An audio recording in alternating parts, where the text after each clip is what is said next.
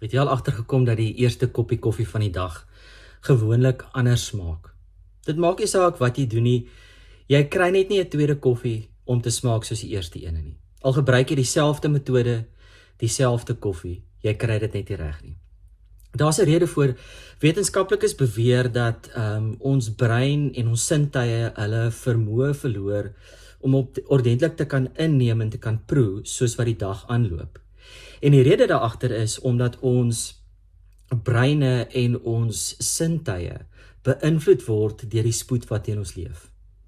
Sodra daai WhatsApp boodskappe beginne inkom, jy luister na die radio, dalk sit jy in die verkeer op pad werk toe, dan begin jou sintuie se vermoë om te kan inneem verander. En ook jou brein se vermoë om te kan prosesseer wat jy proe. As jy sommer net dink aan wat dit beteken om te proe, dit is nie net wanneer die koffie jou tong tref nie. Om te proe is om te kyk na die koffie en die kleur te sien en om daaraan te ruik en die geur te begin waarneem. En is dan eers wanneer die koffie jou tong tref of in jou keel land. Dit is dan wanneer jy begin om te proe wat dit is waarmee jy besig is. Meeste van die tyd is ons so haastig, so op spoed, dat ons eerder verkies om 'n takeaway koffie te vat. Een met hierdie plastiek dekseltjie.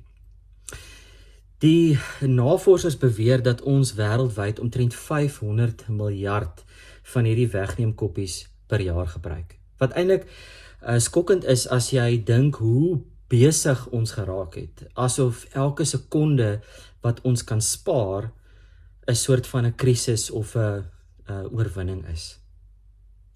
Die vraag wat ek wil vra is, wat gaan jy doen met al daai tyd wat jy spaar deur vir jou 'n plastiek koffie te maak? Want kom ons wees nou maar eerlik, daar's daarom net niks in die wêreld wat proe soos 'n regte, egte koppie moerkoffie nie. In Psalm 34 staan daar: Smaak en sien dat die Here goed is. Ondervind en sien dat God goed is. Daar's 'n Engelse vertaling wat sê, taste and see that the Lord is good. Met alles wat teen so hoë spoed gebeur, hoe gaan ek en jy tyd kry om die Here te smaak, om hom regtig te ondervind? Want om te proe, vra juist dat ek en jy nie gejaagd sal wees nie. Dat ons sal tyd neem om te sien, om te ruik en om te proe. Meeste van die tyd proe ons nie regtig in die eerste sluk nie. Dit vat ons vir 'n tweede of 'n derde sluk om regtig die geur van die koffie te proe. So neem 'n paar minute voordat jou dag op spoed raak. Neem 'n paar minute voordat jy begin jaag en neem tyd om te kyk en te sien waar God besig is.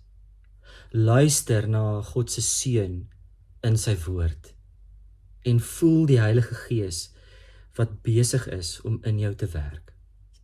Smaak God se teenwoordigheid. Proe dit en sien raak dat hy goed is.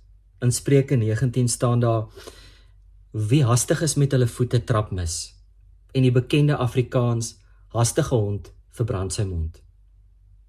Dit beteken as ek en jy vinnig deur die lewe gaan, dan mis ons die belangrike goed. Ons mis waar God besig is. Ons mis 'n goeie koppie koffie. Ons mis daai belangrike gesprek met ons kind, of ons vrou, of ons vriend. In Swede het hulle gebruik. Elke dag neem hulle 10 tot 15 minute om 'n goeie koppie koffie te geniet. Baie keer saam met dit iets soets, maar die idee is dat jy 'n paar minute neem om dit te proe, om dit te ondervind en te sien dat dit goed is.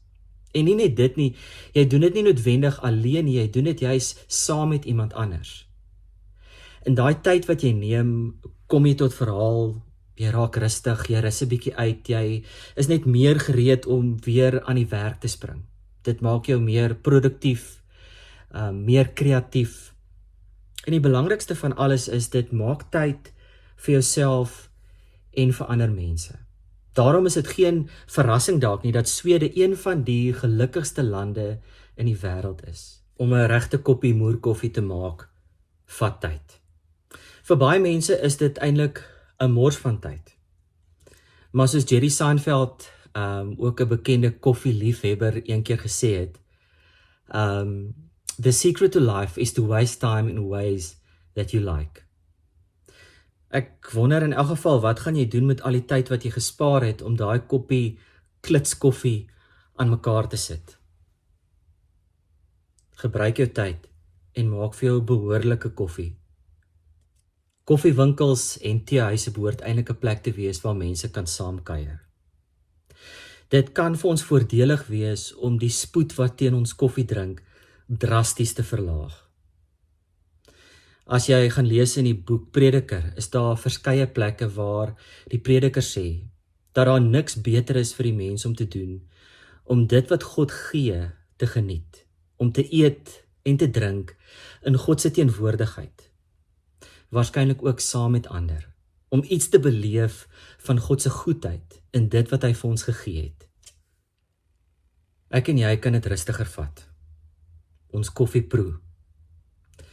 Tyd maak met God. Tyd maak vir mekaar.